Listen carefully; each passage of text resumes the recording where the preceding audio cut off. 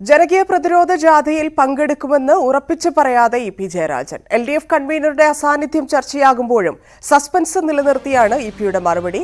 എല്ലാ പാർട്ടിക്കാർക്കും പോകാൻ കഴിയില്ലല്ലോ എന്നാണ് ഇ.പിയുടെ ഉത്തരം.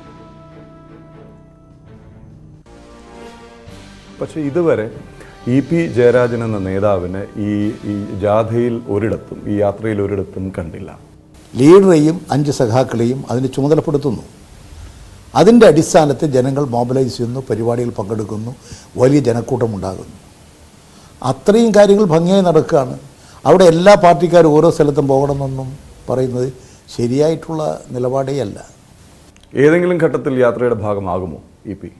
അല്ല, പാർട്ടിക്കാരെല്ലാം ഈ ജാഥയുടെ ഭാഗമായി തീരുന്നുണ്ട്. അതുകൊണ്ട് ആ ചോദ്യത്തിനും പ്രസക്തിയില്ലാത്തതാണ്. തന്നെ ലക്ഷ്യമിട്ടുള്ള നീക്കങ്ങൾക്ക് പിന്നിൽ ഗൂഢാലോചനയെന്ന് തുറന്നു പറഞ്ഞ് ഇ.പി. ജയരാജൻ ന്യൂസ് 18നോട്. വ്യക്തിഹത്യ ലക്ഷ്യമിട്ടുള്ള ഗൂഢാലോചന നടന്നു, പിന്നിൽ പ്രവർത്തിച്ചതാരെന്ന് വ്യക്തമായി അറിയാം. പ്രഭവ കേന്ദ്രം തലസ്ഥാനത്താണെന്നും കണ്ണൂരുമായി ബന്ധമുണ്ട്, നടന്നത് പാർട്ടി വിരുദ്ധ പ്രവർത്തനമെന്നും E P. Jayarajan news 18 Keralam editor Pradeep പിള്ളയ്ക്ക് നൽകിയ അഭിമുഖത്തിൽ പറഞ്ഞു. അങ്ങ് തന്നെ പലവട്ടം പറഞ്ഞിട്ടുണ്ട്, ഇതിനു പിന്നിൽ വലിയ ഗൂഢാലോചനയുണ്ട്, അത് തലസ്ഥാനം കേന്ദ്രീകരിച്ചാണ് ഈ ഗൂഢാലോചന നടത്തുന്നതെന്ന്. ആരാണ് ഈ ഗൂഢാലോചനയ്ക്ക് പിന്നിൽ? എന്താണ് അവരുടെ ഉദ്ദേശ്യം? അത് എന്നെ വ്യക്തിഹത്യ നടത്തുക എന്നുള്ളതാണ്. വ്യക്തിപരമായി തകർക്കുക, ഡാമേജ് ചെയ്യുക. അത് എല്ലാ കാര്യങ്ങളും ഇപ്പോൾ പറയണമെന്ന് എനിക്ക് തോന്നുന്നില്ല. ഈ പ്രഭവ കേന്ദ്രം തലസ്ഥാനത്ത് തന്നെയാണോ? തലസ്ഥാനത്തൊക്കെ ഉണ്ടാവും, കണ്ണൂരുമായി ബന്ധമൊക്കെ ഉണ്ടാവും പലപ്പോഴും. പി. ജയരാജൻ തനിക്കെതിരെ അഴിമതി ആരോപണം ഉന്നയിച്ചിട്ടില്ലെന്ന് ഇ.പി. ജയരാജൻ. എല്ലാം മാധ്യമ സൃഷ്ടിയാണ്. അഴിമതി ആരോപണം ഉന്നയിച്ചിട്ടില്ലെന്ന് പി. ജയരാജൻ സംസ്ഥാന സമിതിയിലും വ്യക്തത വരുത്തിയെന്നും ഇ.പി. ജയരാജൻ. ഇ.പി. ജയരാജനും പി. ജയരാജനും ഏറ്റുമുട്ടി എന്നുള്ള തരത്തിൽ വാർത്തകൾ വരുന്നു. അപ്പോൾ ഏറ്റുമുട്ടലിൽ എത്ര പേർക്ക് പരുക്ക് എന്നുള്ള മറ്റിൽ പരിഹസിച്ചവരും ഉണ്ട്. എന്താണ് സംഭവിച്ചത്? ജയരാജൻ എനിക്കെതിരായിട്ട് ആക്ഷേപമൊന്നും ഉന്നയിച്ചിട്ടില്ല. ജയരാജൻ ഉന്നയിച്ചൊരു കാര്യം, ഞാൻ ഇത്തരത്തിലൊരു ആയുർവേദ സ്ഥാപനം കണ്ണൂരിൽ ഉണ്ടാക്കാൻ സഹായിച്ചിരുന്നു. അതൊരു കമ്പനിയാണ്. കോപ്പറേറ്റീവ് സെക്ടറിൽ സഹായിക്കുന്നതുകൊണ്ട് തെറ്റില്ല. ഇങ്ങനെ കമ്പനിയായ സഹായിക്കാൻ പറ്റുമോ? അതാ ജയരാജൻ ഉന്നയിച്ച പ്രശ്നം. ഞാൻ ആ യോഗത്തിലുണ്ടായിരുന്നില്ല.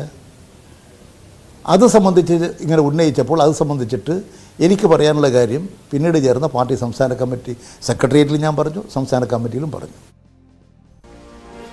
ഇനി തെരഞ്ഞെടുപ്പിൽ മത്സരിക്കാൻ തനിക്ക് ആഗ്രഹമില്ലെന്ന് ഇ.പി. ജയരാജൻ. ഞങ്ങളുടെയൊക്കെ കാലം കഴിഞ്ഞു, പുതിയ തലമുറ വരട്ടെ. ഇ.എം.എസിന്റെ മാതൃകയാണ് താൻ പിന്തുടരുന്നതെന്നും ഇ.പി. ജയരാജൻ. ഈ വരുന്ന ലോക്സഭാ തെരഞ്ഞെടുപ്പിൽ ശ്രീമതി കെ ശൈലജ മട്ടന്നൂരിൽ നിന്ന് രാജിവെച്ച് ലോക്സഭയിലേക്ക് മത്സരിക്കും. ഇ.പി. ജയരാജൻ മട്ടന്നൂരിൽ മത്സരിച്ച് നിയമസഭയിലേക്ക് എത്തും, മന്ത്രിയാകും. കമ്മ്യൂണിസ്റ്റ് പാർട്ടി മാർക്സിസ്റ്റ് ഒരിക്കലും മുൻകൂട്ടി സ്ഥാനാർത്ഥികൾ ആരെയും പ്രഖ്യാപിക്കാറില്ല. അതിൻ്റെ സമയത്ത് ആലോചിക്കും, കാര്യങ്ങൾ നിശ്ചയിക്കും. പിന്നെ എന്നോട് വ്യക്തിപരമായി ചോദിക്കുന്ന ആൾക്ക് ഇനി കേരളത്തിലെ ഒരു തെരഞ്ഞെടുപ്പിലും മത്സരിക്കാൻ ആഗ്രഹിക്കാത്ത ഒരാളാണ്. ഒരു തെരഞ്ഞെടുപ്പിലും മത്സരിക്കാൻ ആഗ്രഹിക്കാത്ത ഒരാളാണ്. കാരണം ഞങ്ങൾക്ക് പ്രായം കഴിഞ്ഞു, ഞങ്ങളൊക്കെ പലതും ആയിക്കഴിഞ്ഞു. ഇനി പുതിയ തലമുറയിൽപ്പെട്ടവർ വരട്ടെ, ചെറുപ്പക്കാർ വരട്ടെ. അവർക്ക് ഞങ്ങളെക്കാളും ഊർജം ഉള്ളവരാണ്. അവർ ആർജവത്തോടുകൂടി അവർക്ക് പ്രശ്നം കൈകാര്യം ചെയ്യാൻ കഴിയും. വൈദികത്തിൽ നടന്നത് ആദായ നികുതി വകുപ്പിന്റെ പരിശോധനയല്ലെന്ന് ഇടതുമുന്നണി കൺവീനർ ഇ.പി. ജയരാജൻ ന്യൂസ് 18നോട്.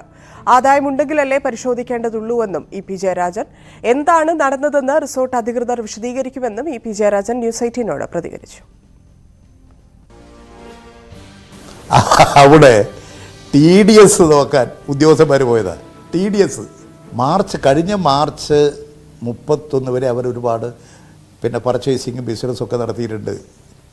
അതിനനുസരിച്ച് അവർ TDS പിടിക്കുകയും TDS അടക്കുകയും ചെയ്തു.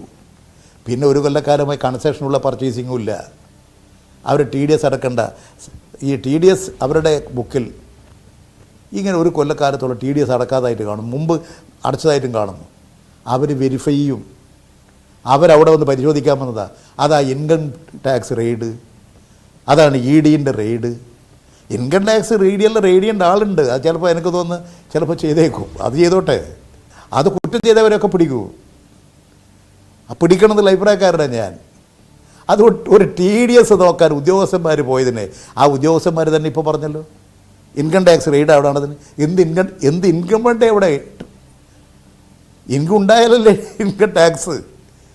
അത് മാത്രമല്ല പുതിയൊരു സ്ഥാപന പിന്നെ ആശുപത്രിയാണ്, എക്സംഷൻ ഉണ്ട് ഇൻകം ടാക്സിൻ്റെ അകത്ത് നിയമപരമായിട്ട് തന്നെ.